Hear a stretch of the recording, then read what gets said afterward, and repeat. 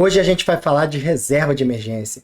Tema batido, né? Todo mundo acha que já ouviu tudo sobre isso. Mas eu vou te mostrar algumas verdades que ninguém conta. Eu vou também desmistificar mentiras que se repetem há anos para o servidor público. Como essa aqui, por exemplo. Reserva de emergência é coisa para depois que você sai das dívidas. Essa mentira é o que mantém o servidor preso no aperto financeiro. Depois da vinheta, isso vai ficar muito claro.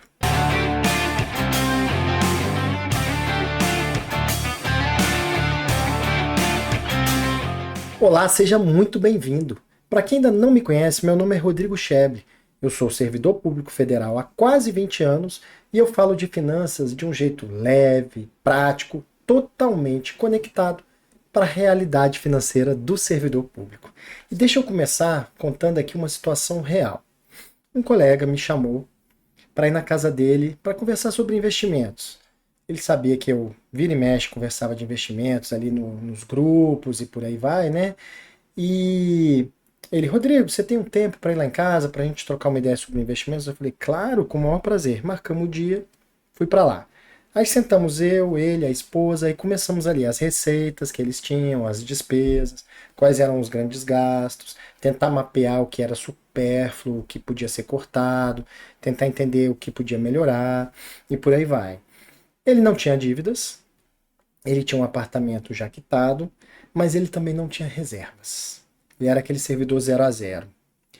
O que ele ganhava, ele e a esposa, eles gastavam. E aí eu ali, concentrado ali nas contas, concentrado na conversa, anotando algumas coisas para depois dar um feedback para ele, eu vejo um menino de uns 6 anos passando, correndo assim pela sala e tal, vai para um lado e para o outro, com o carrinho na mão. Eu, ô cara, beleza, tudo bem? Aí ele deu um abraço em mim e tal, né? E continuou. Aí, conversa vai, conversa vem, eu voltei e falei, ô, meu amigo, vamos lá, isso não vai acontecer de jeito nenhum, se Deus quiser, mas vamos supor, numa situação bastante hipotética, que o seu filho precise de algum procedimento médico, precise passar por alguma cirurgia, e que o plano de saúde não cubra 100% daquele procedimento. Digamos que fique em 100 mil, mas 30 mil é contigo. Como é que você faz? Ele respondeu na hora, ele nem pensou. Eu pego um consignado. Ou seja, o consignado era a reserva de emergência daquele meu amigo. Ele não contava com uma reserva própria, mas ele tinha a facilidade de ir no banco, pedir um consignado, contratar aquilo e pagar aquela urgência, aquela emergência que ele tinha. Isso não é certo, mas isso é regra para muitos servidores, isso é hábito para muitos servidores. E o que acontece? Aquilo me chamou a atenção, porque aquela resposta resume exatamente o problema financeiro de boa parte dos servidores. O consignado, de fato, ele virou essa reserva de emergência do servidor público. Não porque o servidor quer, mas porque ninguém ensinou outra forma de se proteger para o servidor. E o problema disso é que toda emergência vira uma dívida. Todo imprevisto vira uma parcela, como esse exemplo que eu falei. E mesmo quando o servidor organiza as contas, quita as dívidas, faz planilhas, quando ele continua no 0 a 0, sem uma reserva de emergência, qualquer problema que surge, qualquer imprevisto, joga toda aquela organização por água abaixo. Ele vai mais uma vez se valer do consignado. Por isso, hoje, a gente vai falar de reserva de emergência do jeito certo.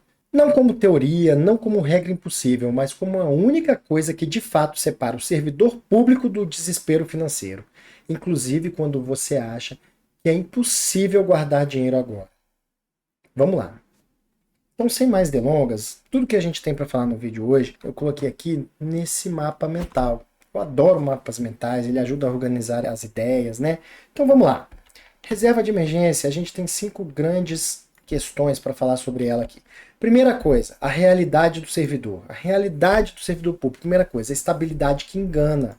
Por quê? Bem, o servidor ele tem aquela sensação de segurança. Mas isso aqui é diferente de proteção contra imprevistos. Esse era o exemplo do meu amigo que eu falei.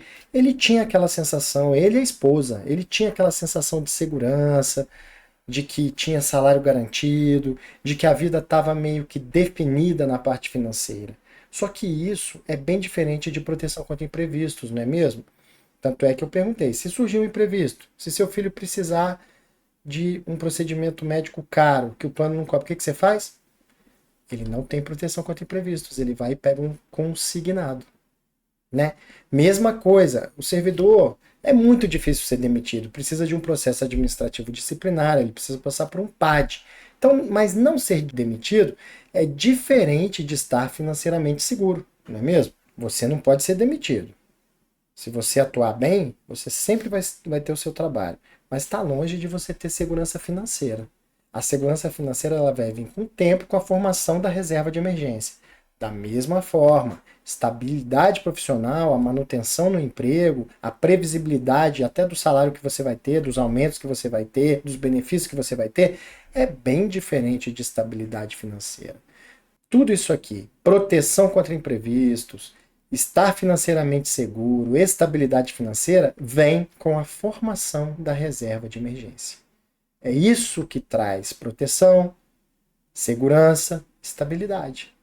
Então o servidor ele precisa entender que o consignado é muito diferente da reserva de emergência. O consignado é muito diferente da reserva de emergência. O consignado, na verdade, é uma dívida. Ok? Mas aí o que acontece? A realidade do servidor, o crédito é fácil. O crédito é fácil, não é mesmo? O consignado resolve rápido a situação, mas ele cobra caro depois. Mas está ali, muito fácil. Você quer trocar de carro. O consignado resolve a situação quase que num passe de mágica. Você tem uma emergência médica. O consignado resolve. Você quer fazer uma plástica. Um procedimento médico, mas totalmente supérfluo, digamos assim, que você não precisaria fazer naquele momento. O consignado resolve imediatamente, mas depois vai cobrar caros. Juros e juros e juros. Você paga, às vezes, por 2 cirurgias, né? Cartão e parcelamento viram solução padrão. Isso aqui também, justamente até pelo crédito fácil. O servidor ele parcela muito no cartão, ele utiliza muito do cheque especial, ele divide muito as coisas que ele compra. O servidor faz aquele pensamento, eu já disse isso várias vezes aqui no canal. O pensamento do servidor muitas vezes cabe no meu orçamento, então é comprável. Exemplo, uma TV para assistir a Copa de 2026 de R$ 10.000. Vamos dividir em 20 de 500. R$ 500 cabe no meu orçamento? Cabe, então é comprável.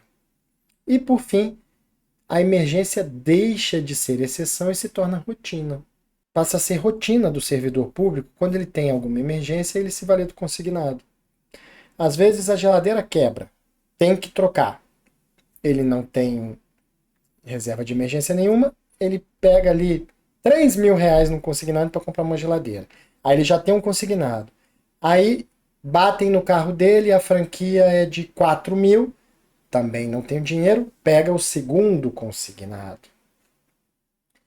Aí ele quer fazer uma viagem, não tem dinheiro, pega 10.000 de consignado. Passa a ser rotina aquela tomada de empréstimos. Mas aqui é um erro silencioso que a gente precisa falar sobre ele. O que acontece?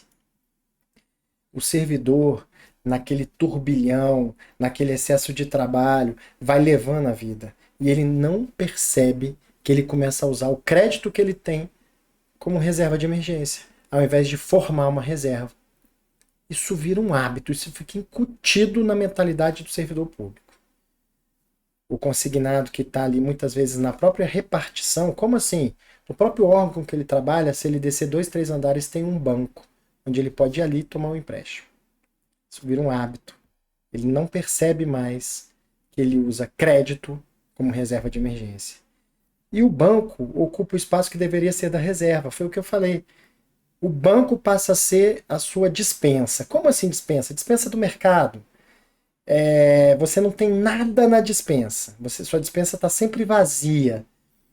Quando falta açúcar, falta sal, feijão, você não vai na dispensa porque ela não tem nada. Você pega, vai lá no mercado, compra.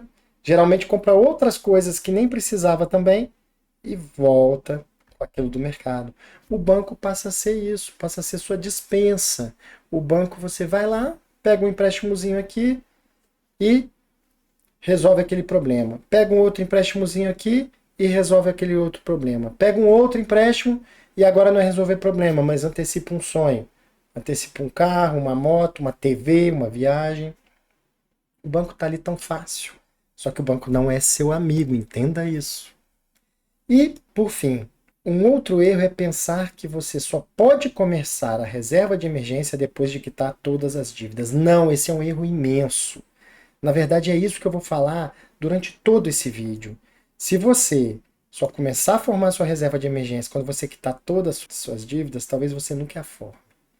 O ideal é que você vá paralelamente, quitando dívida e fazendo sua reserva. Quita a dívida e destina um pouco daquilo para a reserva.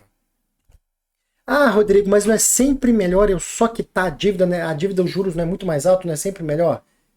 Matematicamente falando, com certeza, é sempre melhor. Só que aqui eu quero mudar o seu hábito. Eu falo muito nesse canal sobre mudanças de hábitos. Essas mudanças são duradouras de verdade. Se você deve 20 mil e paga 1.000 por mês de parcela, eu vou tentar incutir na sua mente a você pagar 900 por mês de parcela e R$ 100 destinar para reserva de emergências já. Porque isso vai mudar o seu hábito. Você vai começar a virar a chave de devedor para investidor. Tá bom? A gente vai falar mais sobre isso. Então a realidade do servidor é essa. Bem, e o que é a reserva de emergência em si? O que é? Qual a função real da reserva de emergência? Serve para absorver impacto, evita decisões desesperadas, compra tempo e tranquilidade. Vamos lá, como assim absorver impacto? A reserva de emergência é o dinheiro do sequestro, tá? É o dinheiro da urgência, é a franquia do seguro, é uma emergência médica. São questões fora do seu controle, tá? Ela evita decisões desesperadas. Um exemplo. Esse mesmo colega lá do início do vídeo que eu dei o exemplo, ele falou, eu pego um consignado. Eu falo, beleza, cara, legal. Aí você pegou um consignado ali e agora você não tem mais margem, tá bom? Você não tem mais margem. E aí, você não consegue pegar outro consignado. O seu filho precisa de uma nova cirurgia, 50 mil agora. Como é que você faz? Aí ele, eu vendo esse apartamento que a gente tá. Legal. Isso é uma decisão desesperada. Sabe por quê? Digamos que o apartamento dele custe 500 mil. Ele precisa de 50 mil na hora para pagar a cirurgia do filho. Ele vai vender o apartamento por 500 mil? 300 mil que alguém oferecer, ele está vendendo. Isso é a decisão desesperada. E a reserva de emergência compra tempo, compra tranquilidade. Você passa a ter mais tempo para tomar decisões melhores, você passa a ter mais tempo para usufruir da vida, você passa a ter mais tempo porque você talvez não vai precisar trabalhar tanto, fazer hora extra, pegar uma função que você não queira. Você compra tempo porque sempre que você está pagando juros de consignado, de empréstimos, de cheque especial, você está roubando um pouco do seu futuro. Então, por isso você compra tempo. E tranquilidade, eu não preciso nem dizer que quem tem ali 30, 50, 100 mil de reserva para imprevistos, dorme mais tranquilo, não é mesmo? Bem, e o que não é reserva de emergência? Reserva de emergência não é investimento, tá bom? Reserva de emergência é um dinheiro que a rentabilidade é algo paralelo. Aqui a gente não quer rentabilidade máxima, a gente quer proteção. Reserva de emergência não é dinheiro para o sonho. Você foi formando sua reserva de emergência ali, está com 30 mil, está com 50 mil, está com 80 mil que você acha que é o ideal para você ter. A reserva de emergência não é um dinheiro que depois que você tem lá 80 que você acha que é o ideal, você vai tirar 30 para fazer a sua viagem dos sonhos. Não é. É um dinheiro imexível praticamente, tá bom? Reserva de emergência não é dinheiro sobrando. Depois que você forma sua reserva de emergência, aí talvez o dinheiro que vai sobrar você vai investir. Mas a reserva de emergência é o dinheiro para os imprevistos. Para quanto que você julga necessário para os seus imprevistos, tá bom? E o que é emergência de verdade? Eu dei alguns exemplos aqui, são exemplos, tá? Meros exemplos. Tem muito mais questões, situações da vida que poderiam estar incluídas aqui, né? Emergência de verdade é a saúde, são manutenções essenciais, são imprevistos com a sua casa, com o seu carro, com algum familiar, né? O que não inclui como imprevistos? Gastos e contas ordinários. Rodrigo, aconteceu um imprevisto esse mês, o aluguel eu não consegui pagar, porque o que eu ganho não fechou as contas. Não, isso não é imprevisto. Você sabia todo mês que tem um aluguel. Então isso não é imprevisto. Ah, Rodrigo, esse mês teve Black Friday e aí eu comprei demais. Comprei R$ 3.000 de porcaria na Black Friday. Isso não é imprevisto, isso é consumo. Ah, Rodrigo, esse mês eu aqui no lazer, no barzinho, acabei gastando demais. Beleza, isso não entra na reserva de emergência de jeito nenhum, tá? Emergência de verdade é tudo que acontece fora do seu controle, que não está no seu planejamento, tá bom? Essa questão aqui também é muito importante, o ciclo infinito de dívidas, tá? Olha aqui o que acontece, a relação direta com o endividamento. Servidor público, isso é muito comum. Tá? E esse ciclo infinito de dívidas faz muitas vezes com que o servidor público nunca forme uma reserva de emergência. O que é muito comum, o que tem muito colega que eu converso e que acontece? O servidor vai lá, depois com muita dificuldade, depois de 3, 4, 5 anos pagando dívida, ele acaba, ele quita a dívida. Ufa, não entro mais nisso. Só que ele não tem reserva. Ele quita a dívida, mas ele continua gastando o que ganha. Aquele dinheiro a mais ali que ele pagava da parcela do consignado, ele absorve no orçamento. E simplesmente continua vivendo no 0 a 0. Aí ele não tem reserva nenhuma, tá? Aí vem o imprevisto. Vem o imprevisto, o que acontece? Ele toma um novo empréstimo, porque ele não tem reserva. Aí ele vai e quita a dívida. Aí vem outro imprevisto. Aí ele vai, toma outro empréstimo. Quita a dívida, outro imprevisto, outro empréstimo. Aí vem um sonho, outro empréstimo. Aí troca de carro, outro empréstimo. Quando ele vai ver, ele tem 3, 4 consignados. 2 daqueles foi imprevistos que, de fato, a reserva de emergência ajudaria muito, mas que como ele não tinha, ele pegou um empréstimo. E aí fica esse ciclo infinito de dívida, quita, prolonga prazo, renegocia, faz portabilidade, quita, toma dívida e por aí vai. Tá? Então, sem reserva de emergência, a dívida é apenas pausada por um tempo, até que surja o próximo imprevisto e que vai te obrigar a pegar mais um consignado, tá bom? Isso tem um impacto emocional. O servidor que não tem reserva de emergência, ele tem uma ansiedade constante. A não ser que ele seja um alienado financeiramente, não se preocupe com nada, ele não vai dormir totalmente tranquilo, porque ele não tem dinheiro para nenhum imprevisto. Ele sempre tem medo do próximo mês, medo com o que virá, né? Ele toma decisões por impulso. Quem não tem reserva, toma uma decisão atrás da outra por impulso. Isso é bem comum, isso tem a ver com a ansiedade, é um ciclo ali de ansiedade, tá bom? E sem reserva, o dinheiro controla o servidor. Não é o servidor que controla o dinheiro. O dinheiro passa a ser o senhor do destino daquele servidor. E a organização ela passa a ser muito frágil, muito frágil.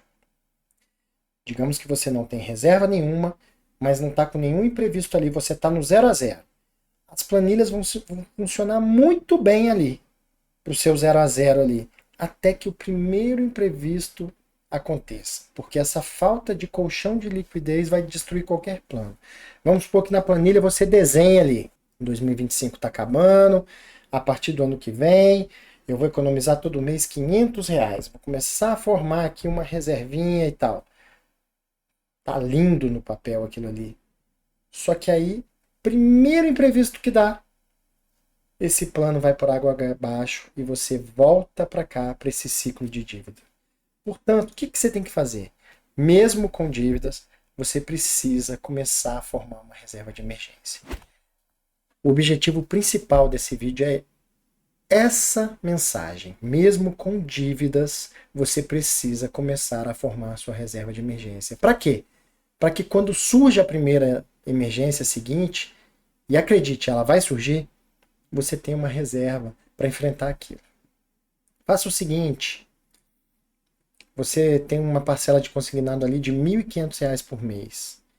Reveja seus gastos, reveja seu orçamento, procure economizar R$ 200, R$ 300 a mais que seja todo mês, e além de pagar aqueles R$ 1.500 do consignado, já destine R$ 300 para sua reserva de emergência. Mais uma vez eu repito, a pergunta que me vem, Rodrigo, não vale a pena pegar esses 300 e ajudar para a dívida ser quitada antes? Não, nesse caso não vale. É muito importante que você comece a formar a sua reserva. porque isso vai mudar o seu hábito de devedor para investidor. Depois de 6 meses, 8 meses, 10 anos, 1 ano, destinando esses R$ 300 para sua reserva de emergência, além de ter 4.000 já nessa reserva, o seu hábito vai ter mudado. Você vai ter incutido em você a sementinha de investidor. E uma vez essa sementinha plantada lá, ninguém te segura. E é isso que eu quero aqui. Bom, bem, continuando aqui, você precisa utilizar as vantagens de ser servidor público a seu favor e não a seu desfavor. Previsibilidade de renda é uma das vantagens. Você tem salário e emprego garantido. Isso permite um planejamento real por parte do servidor. Por quê? Porque reduz risco extremo de não receber nada. O que eu quero dizer com essa previsibilidade? Você tem salário garantido. Todo mês eu vou receber R$ 8.000 na minha conta no dia tal. Isso já dá para você planejar. Todo mês, quando eu receber 8.000, R$ 500 vai para minha reserva. Isso reduz muito o risco e você consegue fazer isso de maneira muito, muito fácil. Porque você tem previsibilidade. Parabéns por ser servidor. Utilize essa garantia, essa vantagem totalmente a seu favor e não contra. Tamanho da reserva. Qual o tamanho da reserva? Isso falam muito aqui. O jeito mais fácil antes é eu dar um exemplo. Vamos supor que você é servidor público, você ganha seus 10.000 por mês, todo mês, garantido, todo dia primeiro. Todo dia primeiro cai lá 10.000. Vamos pegar agora uma comparação com alguém da iniciativa privada. Vamos pegar alguém bem mais alavancado, digamos assim, com salário bem mais volátil. Vamos pegar alguém que trabalha com comissão. Vamos pegar um corretor de imóveis, total iniciativa privada. Primeiro, que ele tem que pagar uma previdência privada para ele, tá? Para se manter. Aí vamos supor que um mês ele ganha igual você, 10.000. No outro mês ele ganha mais do que você, 12. No outro ele ganha 3. No outro ele ganha 8. No outro ele ganha 4. No outro ele ganha 15. No outro mês ele ganha 2. Aí tem um mês que ele viajou de férias, ganhou 0. Aí depois ele ganha 8, 10, 2, 5. Você já entendeu onde eu quero chegar, né? O salário dele é muito mais volátil. A imprevisibilidade é muito maior ali. Quem tem que ter uma reserva de emergência maior? O servidor público, alguém da iniciativa privada, alguém que trabalha com comissão. Obviamente, a reserva de emergência de alguém da iniciativa privada tem que ser muito maior, né? O servidor já tem essa vantagem. Ele não precisa de uma reserva muito expressiva. Não precisa. Ele tem garantia de salário todo mês. Então, começar pequeno já é mais do que suficiente. Tá? O que eu coloco aqui? Por isso, é possível começar mesmo com dívidas. Porque você tem a dívida, você vai quitando a dívida, mas do outro lado você vai formando sua reserva. Vai formando sua reserva. A intenção é mudar o hábito, virar a chave. Tá? Então, o que eu acho interessante para o servidor? Entre 3 e 6 meses do gasto mensal, é muito interessante que o servidor tenha de reserva de emergência. Então, se ele gasta ali 5.000 por mês, entre 3 vezes, 15.000, e 6 vezes, 30.000. Entre 15 e 30.000 é uma reserva de emergência bem legal para esse servidor que gasta 5.000 ali no mês. Obviamente que condições pessoais vão mexer muito nessa reserva. Digamos que seja um servidor solteiro, 25 anos, acabou de passar em um concurso, mora com o pai e com a mãe. 3 meses de reserva está excelente para ele. Mas ele vai conseguir 6 meses rapidinho, porque o gasto dele deve ser baixo, ele mora com o pai e com a mãe. Né? Agora vamos para outro exemplo. Digamos que seja um servidor mais velho, que tenha 3 filhos, um dos filhos já tem um neto que também mora com ele. Ele paga escola da galera, faculdade, o gasto é maior. Eu acho que talvez 6 meses ainda seja pouco para ele. Ele precisa ir ali devagarinho, formando uma reserva maior, talvez de 8 meses a 12 meses do gasto dele. Consegue entender que varia muito caso a caso? Bem, então vamos lá. Onde o servidor erra? Ele se vale da estabilidade para assumir dívidas e parcelamentos. Isso é comum demais, né? O servidor ele tem a estabilidade ali e ele fala, não, eu não preciso de reserva, E eu vou assumir um parcelamento aqui de um carro em 60 meses, porque vai cair todo mês o salário. Não, não faça isso. Não se valha da sua estabilidade para assumir parcela, para assumir dívida de consignado. O servidor se vale muito da previsibilidade de salário, de emprego garantido para antecipar sonhos. O servidor passa no concurso, tem o sonho, já estudou pra caramba ali, sofreu, ele quer se premiar. Ele tem o sonho de comprar um carro, zero. É um sonho, ele antecipa. Em vez de juntar talvez 30, 40% daquele carro antes de comprar, até para ele ter um poder de barganha maior, ele já antecipa o sonho e já compra o carro. Ele não usa a estabilidade para se proteger. Ele usa a estabilidade muitas vezes para se alavancar, para tomar empréstimo. Ele inverte completamente a lógica. Isso é um hábito do servidor público, isso é um hábito do brasileiro. Antecipar sonhos. Não faça isso. Reflita antes de antecipar um sonho, reflita antes de consumir. Muitas vezes vai ser melhor você juntar um pouco antes de consumir, tá bom? E já terminando aqui esse nosso papo, qual o valor inicial da reserva? Comece pequeno. Se você conseguir investir R$ 100 por mês, 200 por mês, já está ótimo. É melhor do que nada. O importante é que essa reserva comece a existir. Depois que ela começou a existir, nunca mais pare. O crescimento da reserva vem depois. Mais uma vez eu volto naquele mesmo exemplo. Você tem 2.000 de dívida, tente fazer sobrar uns 200, além daquilo que você paga dos 2.000 de dívida, e vá reverter nesse valor para formar sua reserva de emergência. O importante é começar. O importante é começar, tá bom? Qual o valor ideal? Já falei sobre o valor ideal, né? Aqui é a parte mais objetiva. O valor ideal é entre 3 e 6 vezes os gastos mensais, né? Então, um exemplo, gasta 10 mil por mês, entre 30 e 60 mil, com aquelas variáveis que eu já falei. Dependendo da situação de vida, você pode ter 3 vezes ali no limite, e dependendo da situação de vida, o ideal não é nem 6 meses, é 12 meses, e por aí vai, né? O contexto sempre, sempre, sempre influencia nisso. Onde guardar esse dinheiro? Ah, Rodrigo, minha reserva de emergência fica em Bitcoin. Não dá. Tem que ser um investimento extremamente seguro, extremamente líquido. É o dinheiro do sequestro, eu brinco mais uma vez. Você está lá no interior do sertão, passeando, tem que ter um caixa eletrônico, alguma coisa que você consiga tirar esse dinheiro se você precisar. Primeiro, eu recomendo que seja uma conta separada da sua conta de investimento. Exemplo, um CDB de bancão, do seu banco, onde você recebe salário, que muitas vezes não vai pagar 100% do CDI, ou seja, não vai ser o melhor CDB do mundo de rentabilidade, mas que você, numa ligação para o gerente, num caixa eletrônico, num Pix, consegue mandar esse dinheiro rapidamente para onde você precisa. Tá? A liquidez tem que ser imediata. Não adianta, por exemplo, sua reserva total ficar no Tesouro Selic, que é um investimento extremamente seguro, que hoje, no momento que eu falo, dezembro de 2025, está rendendo 15% ao ano, mas que é D mais um. O que é D mais um? O dia que você pediu para tirar mais um. Então, você pediu para tirar hoje, vai cair amanhã na sua conta. Se amanhã for dia útil, ainda por cima. Se não, cai no próximo dia útil. Não dá.